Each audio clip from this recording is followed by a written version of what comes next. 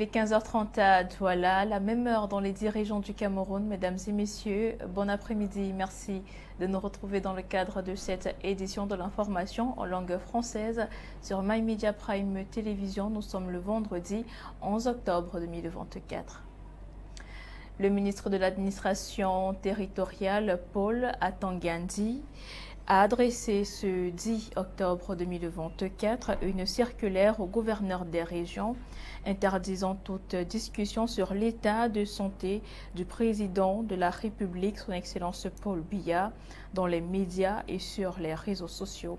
D'après ce document que vous voyez à l'instant à l'écran, cette décision fait suite à des rumeurs infondées diffusées dans le but de déstabiliser le pays.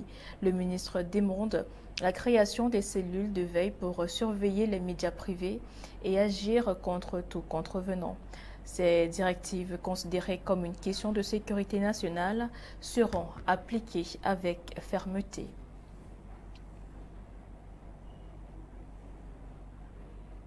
Nous parlons de la lutte contre la consommation et la commercialisation des faux médicaments dans la région de l'ouest du Cameroun.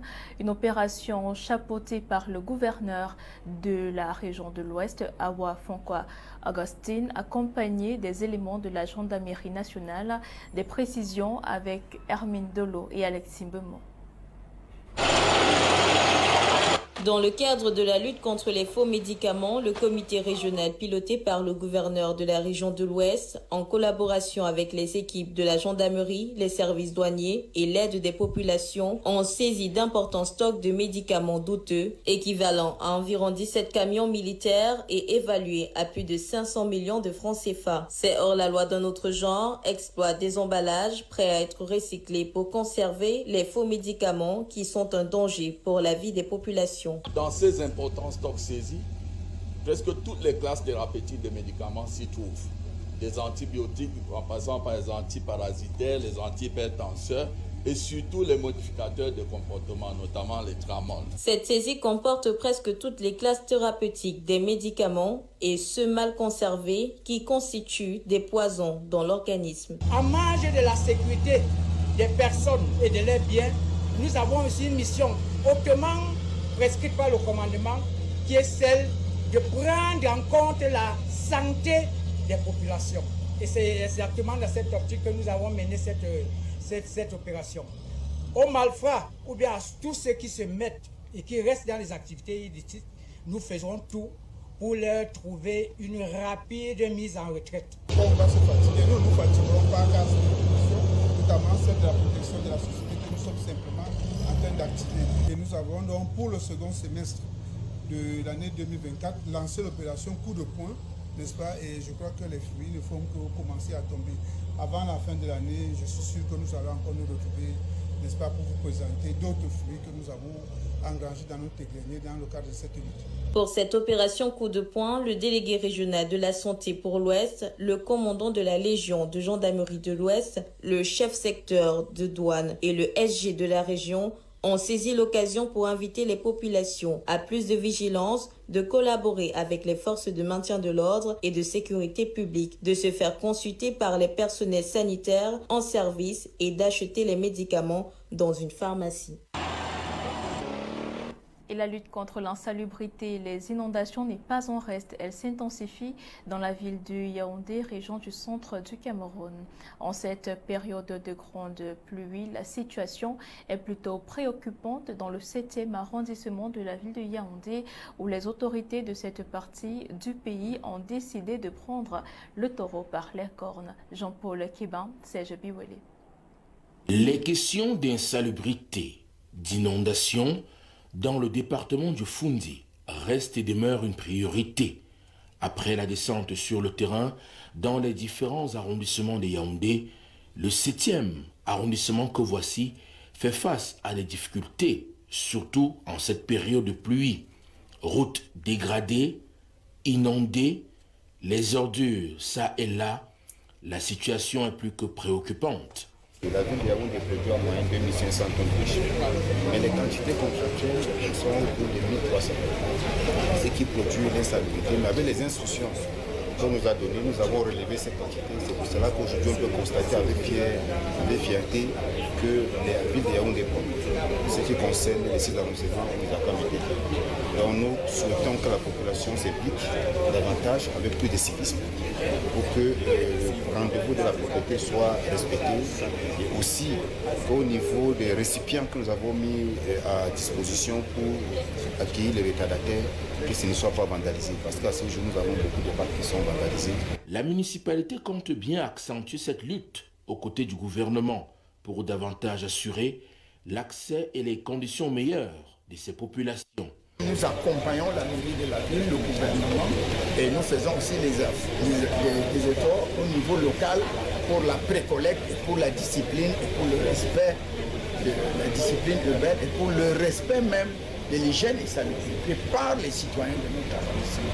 Cela va s'intensifier avec la mise en place et le démarrage des activités des comités de quartier qui vont militer, contribuer à la sensibilisation des populations pour une bonne tenue de notre cité. Cela participe de notre bien-être à nous tous et cela également contribue à la santé publique. Le numéro 1 de la région reste déterminé pour cette campagne, pour un Yaoundé où il fait bon vivre. Nous avons constaté qu'il y a une adhésion qui commence à aller et nous demandons aux maires et aux communes, aux autorités administratives et traditionnelles de continuer à garder le cap pour qu'en fin d'année, cette campagne d'hygiène et salubrité, la population de Yaoundé passe la fête dans une bonne condition, dans une belle cité, dans une condition de bonne communauté. Vivement l'adhésion des populations pour une réussite totale de cette initiative communautaire pour le bien de tous.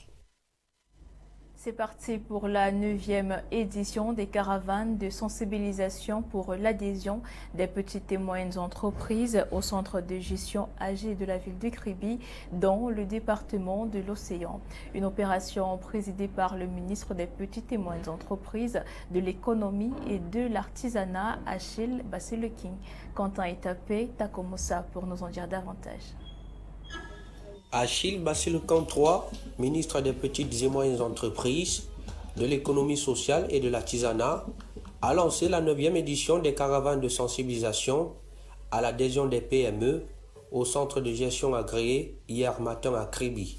Édition placée sous le thème « Les centres de gestion agréés, un maillon essentiel dans le dispositif de structuration et de formalisation des petites et moyennes entreprises de la place portuaire de Kribi ». En cette circonstance particulière, je voudrais tout d'abord remercier Monsieur le Préfet et ses équipes. Ces travaux, sous le thème « Les CGA, un maillon essentiel pour la structuration des PME », s'est tenu sur 2 jours. Les participants ont appris comment adhérer à ces centres des organismes privés agréés par le ministère des Finances. Leur rôle est d'accompagner les entreprises dont le chiffre d'affaires ne dépasse pas 100 millions de francs CFA. Pour nous, c'est un grand sentiment de satisfaction parce que nous venons toucher du doigt les réalités des petits commerçants, des petits promoteurs d'entreprises qui se veulent d'être accompagnés. Parce qu'il faut savoir, les centres de gestion sont les unités d'accompagnement des petites et moyennes entreprises et des très petites entreprises. Elles ont pour mission déjà de réduire la frustration fiscale des entrepreneurs, des opérateurs économiques. Et aujourd'hui à Kribi, nous avons réitéré auprès de son excellent monsieur le ministre des petites et moyennes entreprises des mesures incitatives à plus d'adhésion au centre de gestion agréé. Les frais d'adhésion varient de 25 000 à 50 000 francs CFA par an. Aujourd'hui, 21 000 PME à travers le Cameroun bénéficient de cet accompagnement. L'objectif est de mieux informer des entrepreneurs sur les avantages de cette adhésion. Et nous parlons à présent d'un atelier régional qui a été organisé dans la ville de Ngaoundéré du 7 au 9 octobre dernier à l'intention des exécutifs régionaux et communaux de la région de la Damawa. Cet événement vise à former les participants sur les rouages de la commande publique, nous renseigne Belmont Zewa dans ce reportage. Au cours de ces sessions interactives, les élus locaux et leurs agents ont bénéficié d'exposés enrichissants qui leur ont permis d'acquérir des compétences essentielles pour élaborer et mettre en œuvre des projets répondant aux besoins de leur communauté. Nous sommes arrivés à la tête des exécutifs sans aucune formation. Et donc pour moi, je dis que ce séminaire vient à point nommé. Parce que là, nous ferons un peu capacité déjà pour monter des projets viables et qu'on peut maintenant porter à tous les niveaux. Ces ateliers se présentent donc comme une opportunité majeure pour renforcer les capacités des acteurs locaux et améliorer la gouvernance au service des populations. Et on ne peut pas parler, on ne peut pas se limiter à l'idée du projet. Il faut maturer cette idée, la rendre réalisable. Et c'est ce que nous sommes en train d'apprendre aujourd'hui. Et déjà, je dis merci au Midevel pour cette initiative qui est loi. La cérémonie d'ouverture, qui a eu lieu en présence du gouverneur de la région de la Damawa, a souligné l'engagement des autorités en faveur d'une gestion transparente et efficace des ressources publiques. Cet événement s'inscrit dans une initiative plus large, visant à autonomiser les exécutifs locaux des acteurs clés dans le développement de la région. Il appartient désormais aux acteurs de la chaîne d'exécution du projet public, notamment les exécutifs communaux et régionaux, de profiter de cette occasion pour peaufiner leur intervention dans ces domaines. En parallèle, cet atelier a également abordé les modalités de financement des projets communaux et régionaux par le Fonds spécial d'équipement et d'intervention intercommunale. Une compréhension approfondie des mécanismes est cruciale pour assurer le succès des initiatives de développement sur le terrain. Cet atelier incarne ainsi un pas en avant vers une gestion plus proactive et responsable des ressources, répondant aux défis du développement régional. Restant dans le dynamisme et l'idéologie du chef de l'État, son Excellence Paul Biya, concernant la décentralisation, les acteurs du secteur privé comptent bien inscrire leurs actions dans le développement ou la multiplication des rencontres économiques pour une meilleure implémentation. Jean-Paul Kébin pour les détails. La décentralisation telle que prônée par le chef de l'État, son Excellence Paul Biya, est un miroir de développement pour nos localités.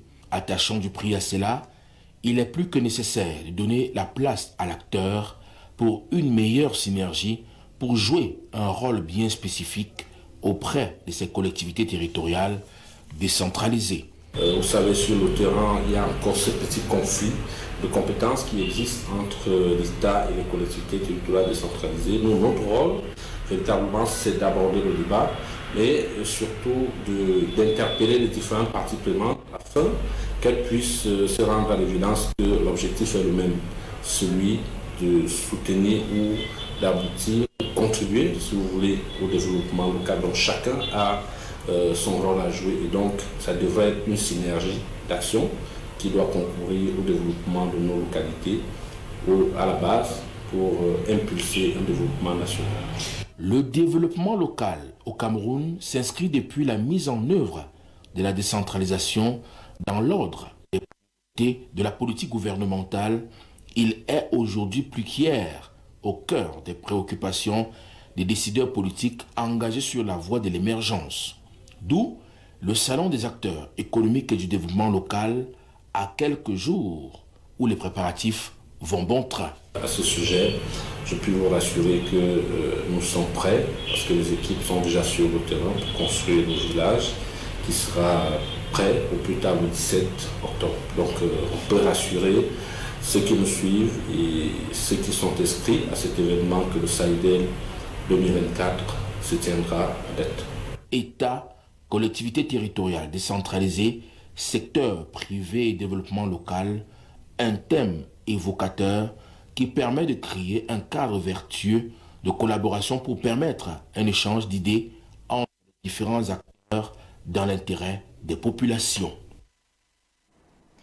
Un atelier de formation des acteurs du secteur de l'énergie renouvelable vient de se tenir dans la ville de Bafoussam, région de l'ouest du Cameroun, avec en ligne de mire l'agriculture pour promouvoir la production locale. Écoutons.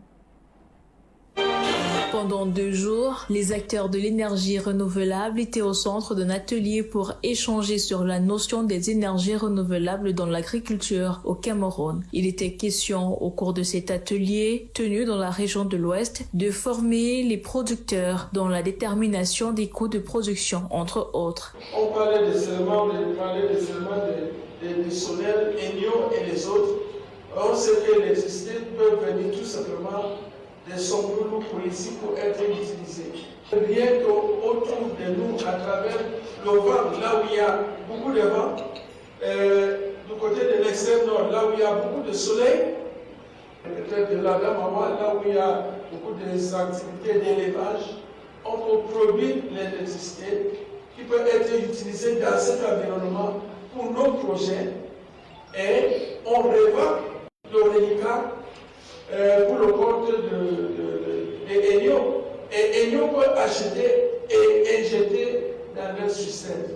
Une cérémonie présidée par le gouverneur de la région de l'Ouest, Awafonke Agustin, qui a saisi l'occasion pour inviter les différents acteurs du domaine de l'agriculture, du secteur privé et des centres de formation à profiter des avantages qu'offrent le soleil et le vent pour la production des énergies renouvelables. Il y aura une délégation qui va même quitter le Cameroun pour partir en Allemagne pour échanger avec des centres de formation là-bas en Allemagne.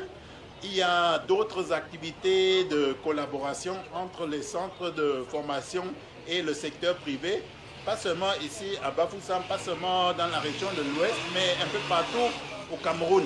Parce qu'on connaît que ce genre de problème-là, ça existe un peu partout.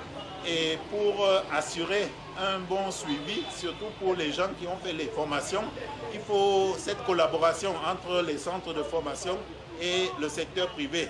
C'est seulement comme ça que les jeunes peuvent, après leur certificat, trouver aussi un emploi qui aide à gérer leur avenir. L'objectif visé était donc de permettre aux acteurs du processus d'avoir une formation professionnelle dans les activités agropastorales.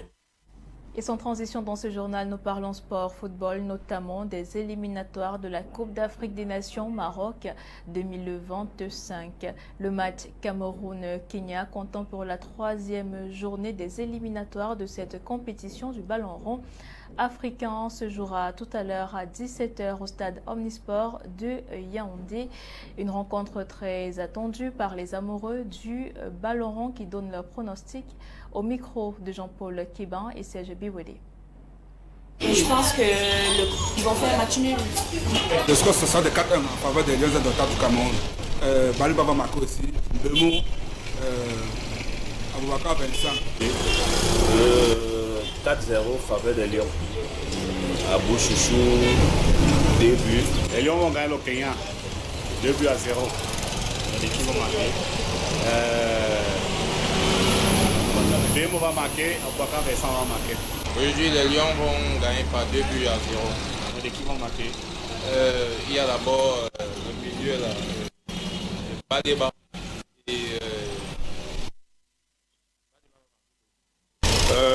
Comme les gars sont réconciliés, le ministère de l'Africa Foot s'est réconcilié, les Lions vont gagner par 2 buts à 1. Et je remercie Samuel Eto'o pour sa bonne compréhension. On va gagner 2-0. Qui vont gagner? Indomptable, bien sûr. 4 buts à 0, nous sommes à domicile. Les 4 là même, c'est pas pitié. Normalement, c'est 6. Mais comme c'est des professionnels, quand même, on les donne un peu une marge de chance. Mais c'est 4-0. Évidemment, le Cameroun va battre le Kenya 3 buts à 0. 2 buts à la première mi-temps, 1 but à la deuxième mi-temps. 1 but de Vincent Aboubakar. Baleba, 2 buts de Baleba. Bon, normalement, les Camerounais, le score, je pars sur 2-0. Et qui vont marquer? Bon, ceux qui vont marquer, je préfère garder ça pour moi en tout cas. Tu ne connais pas? Le Kenya va battre le Cameroun 2 buts à 0.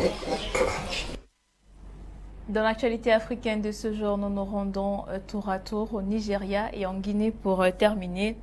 Les Nigérians font face à une nouvelle augmentation du prix de l'essence, la deuxième en un mois. Cette semaine, une hausse de 16% a fait grimper le litre à 998 naira contre 855 naira auparavant. Ces augmentations successives sont la conséquence directe de la suppression des subventions sur le carburant par le président Bola Ahmed Tinubu. Pendant 3 décennies, ces subventions permettraient de maintenir les prix artificiellement bas. Désormais, l'essence est vendue au prix du marché, un choc pour une population déjà touchée par une crise économique profonde. Et en Guinée, l'opposition dénonce une transition sans fin. Plus de 3 ans après la chute du président Alpha Condé, le coup d'État orchestré par les forces spéciales guinéennes, l'incertitude et les inquiétudes persistent face à la multiplication des dérives autoritaires et à l'absence du calendrier électoral en Guinée. La décision de transférer le pouvoir à un gouvernement civil élu avant la fin de cette année 2024 avait été annoncée par le président de la transition, mais le nouveau Premier ministre a évoqué un report de la transition vers l'année 2025. Et voilà qui referme ce journal pour le compte de cet après-midi. Mesdames et messieurs, merci de nous avoir suivis. Restez en compagnie de nos programmes qui se poursuivent sur My Media Prime Télévision avec l'édition de l'information en langue anglaise à 18h30 exactement. Passez une excellente soirée et portez-vous bien.